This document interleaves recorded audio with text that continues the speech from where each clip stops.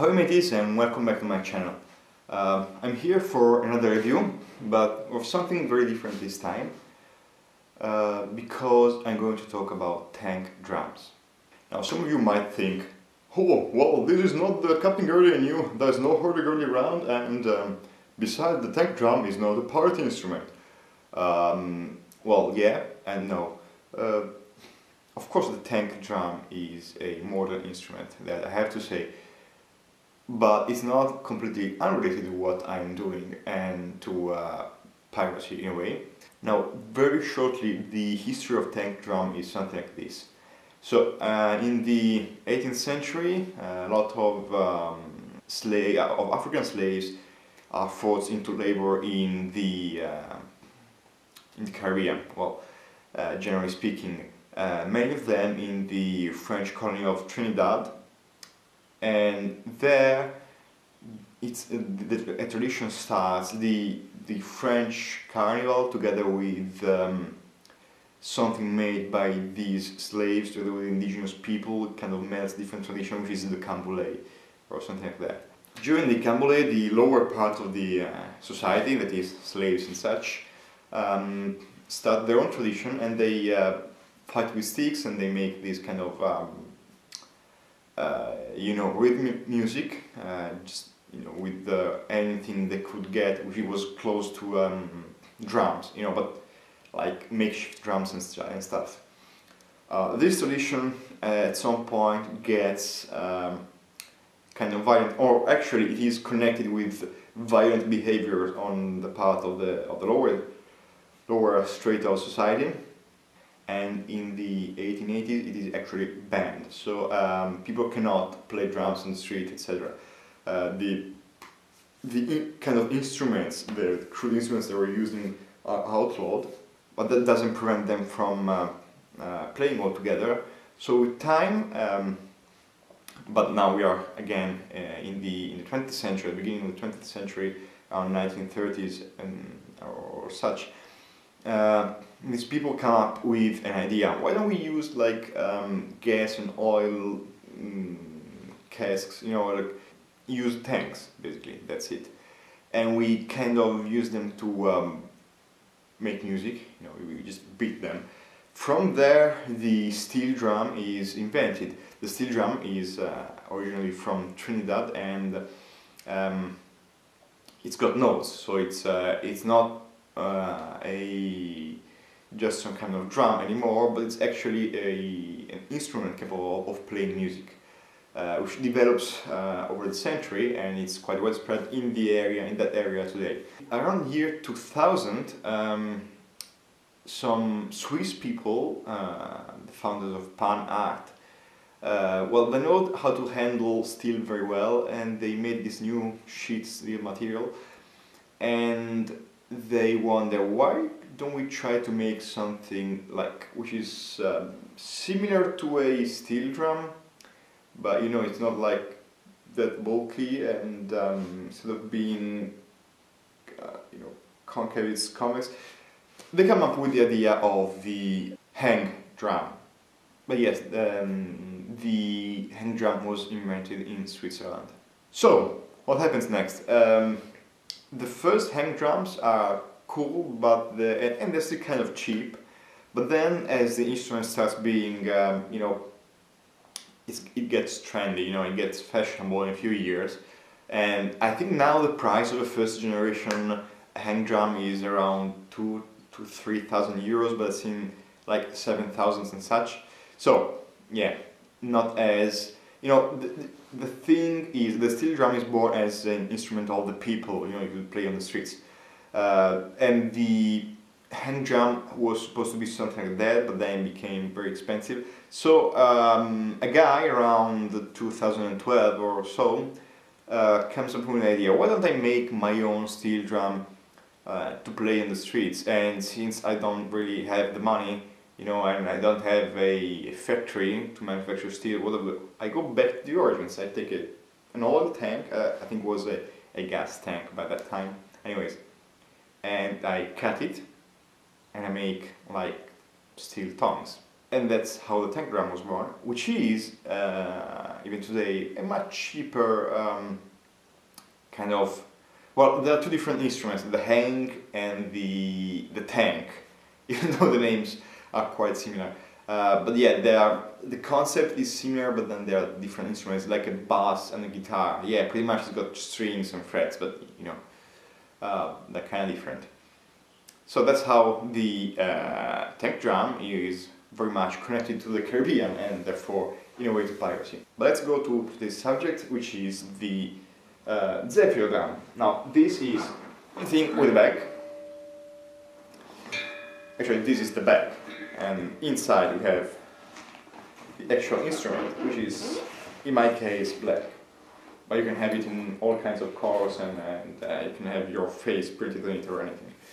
Now, before I start talking about this, I want to tell you about how I came to buy this kind of tank drum. Now, I was interested in the sound and in the fact that tank drums are very much the real opposite of hurdy-gurdies. You know, a tank drum is made of 100% steel or anyways modern materials, and it's durable. You can throw it in the water and it doesn't really feel anything. You can, I don't know, you don't have to tune it. It's fixed. I mean, you cannot change the tuning. It doesn't need maintenance. You cannot make any maintenance on it. So it's kind of completely the other side of the coin in a way. So I like the idea. I like the sound. So first thing I do is join one of those Facebook groups about the instrument and start asking around. Well, this kind of behavior usually never gets you the right answer, because you'll find like either no advice or 1,000 people saying to buy the same kind of drum. So you might think, well, okay, it's probably the best one in the world. I mean, so many people are telling to buy this, or probably they're connected to the one who makes them. Or what you very often get in the tank drum communities is that every single maker links his own website. And since so many people are making tank drums at home, basically, you get like 50 different recommendations made by the people who actually sell them. So yeah, I didn't like that, so I just, took some time with research on the internet, which led me to the websites of kind of larger dealers. Well, Thomann has its own tank drum, but for God's sake, I never buy a Thomann tank drum, seriously. It's overpriced and it's probably lowest quality, and it finances one of the great international companies that it's actually killing music and music shops, etc. Anyways, so just looking around in the on these Facebook pages, I find one guy who asks advice about tank drum tuning, different tunings, not how to tune them. And another guy says, okay, go and check this page. This guy has kind of different tunings you can listen from the web page. I go there and I find it's the actually Italian website of Zefiro drum. I look around, I listen to a few videos that seem like pretty good as far as quality goes, and I find out this lad is actually, 100 and something, 200 kilometers from where I live. So I basically write him an email and tell him, okay, I want a tank drum, I want one of yours, and I'm pretty much inclined to take this model because I like this scale. But and what I tell you, can I actually come at your place and kind of look around? He says, well, okay, fine. I'm in my laboratory most of the day. Just call before you come. So actually, yeah, on the morning I took a train and went to Cesena and found the place, and I spent I think 2 or 3 hours in his workshop, which might have bothered him or maybe not. I don't know. He seemed quite happy actually. Now Luciano, the owner of Zefiro drum, is a wonderful guy. He actually does this out of his passion for music and for this instrument. And he started his own small company and has a small shop in the center of Cesena. I have to say that I cannot really see why people aren't buying Zefiro drums like hundreds of the time. Like I can't see like why Zefiro drum isn't much more famous worldwide. Because he's got cool drums. I mean they're more beautiful than many you see. I mean there are many people cutting them at home with like ugly square shaped things and like kind of rusty. These are not. I mean this is black, okay, but you can have it like blue, red, or shiny, or you can print a photograph on this, and you can do whatever you want basically. It's got a cool kind of logo, and really, it's beautiful. It's beautiful. It sounds just like any other tank drum, and it's cheaper than like tank drums made in Russia, like.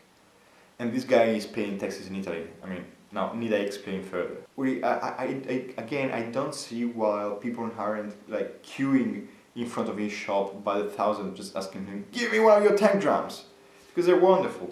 So, furthermore, one more thing, he actually makes these custom. Like you can ask him any tuning you want. The machine cuts most of each tone, but then he cuts again these small lines here, which are a kind of fine tuning, so he can get the actual tuning you want. He's actually, I'm totally on the same page with Luciano on how he thinks, or what he thinks about music instruments and how they should be made.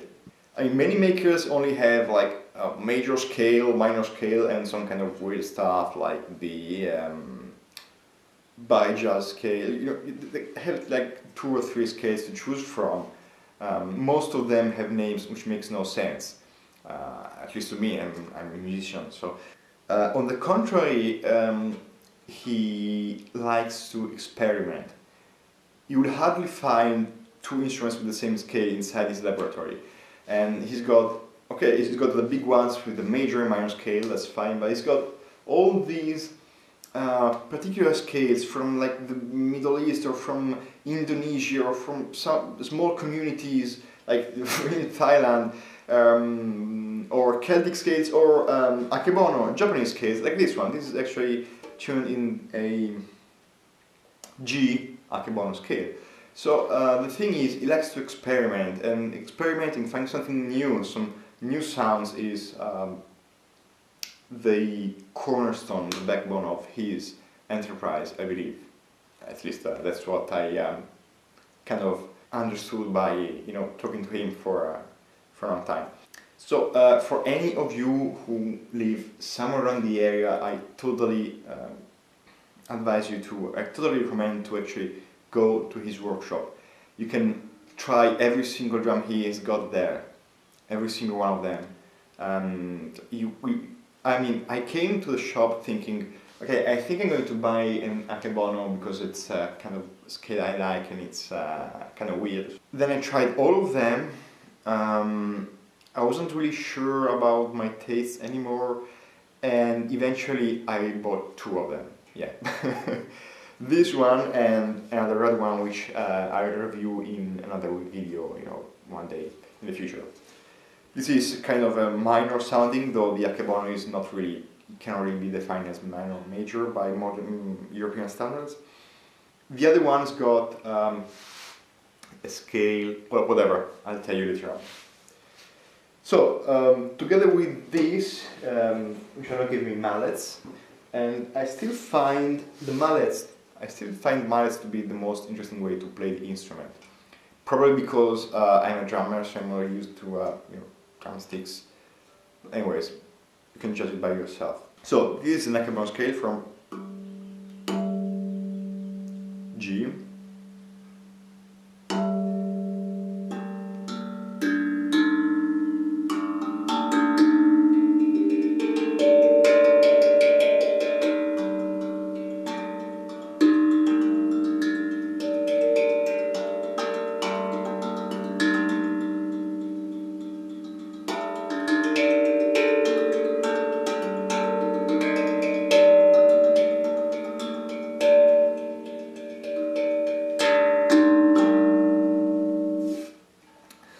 one thing I love about this is that you can play with your hands.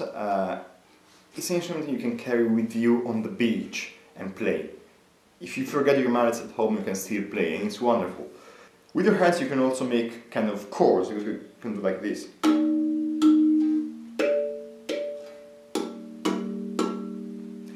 So it's kind of more versatile. One thing I don't like about the tank drum is that every time you play a note, okay, that's a G, but still all the other notes resonate.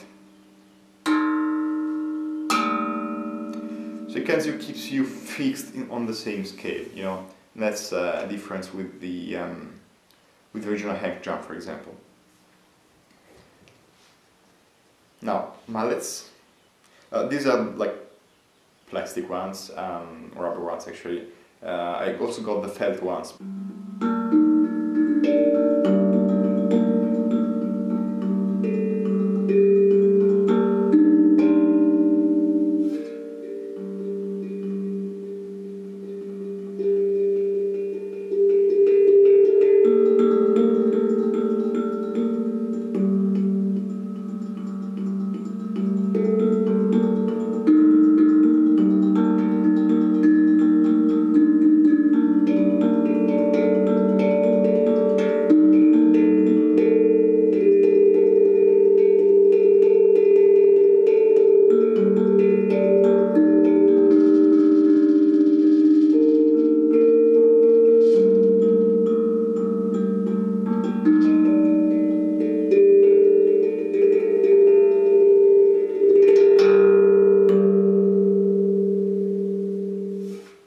I also find that there are so many ways to play this, probably many more that I haven't tried yet.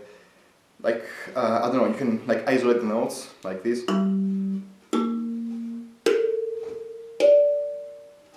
Or kind of do this. And kind of play them all together. Or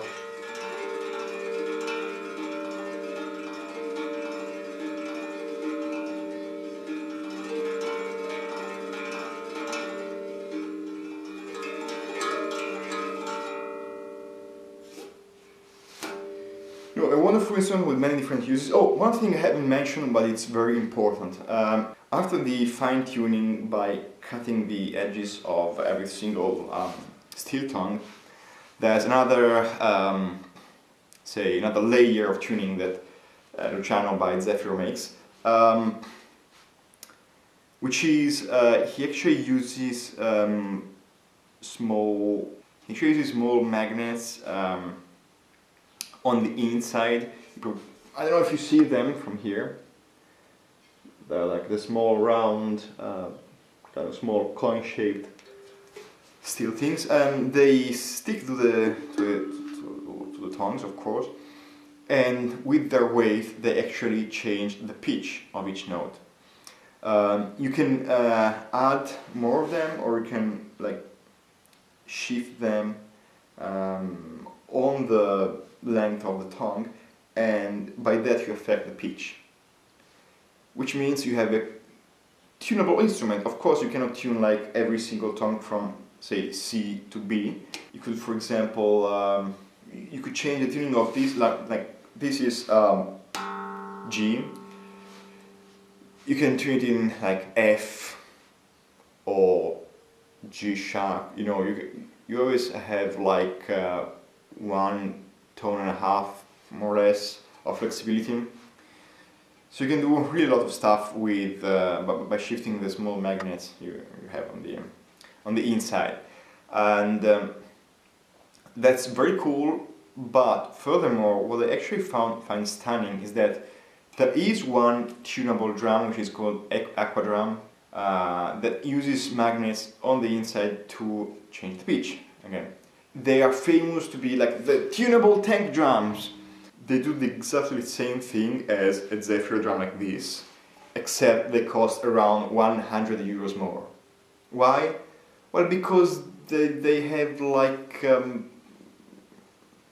small marks on the inside which tell you where to shift each single magnet to achieve a certain tuning. Okay, yeah, that's fine. But still, is that worth like 100 euros? I mean, I can buy a tuner for 7 euros, and a trunk tuner, and go from there, you know. So these are tunable tank drums, and people don't know, basically. I mentioned the price. I mean, I'm not sure about what's the actual price at the moment. The official price of one of these is 200 and something euros, like 210 or something like that. Around 200, and this is the medium drum. That's the small one, which is around 150, and it's probably the cheapest tank drum you can ever find on the internet. And then there's the large series, which is I haven't got one of the large ones. They're beautiful, like very big, so you have to play them with mallets, and you have like a whole major or minor scale. So lots of flexibility there, and they're wonderful. I'm probably going to buy one day in the future.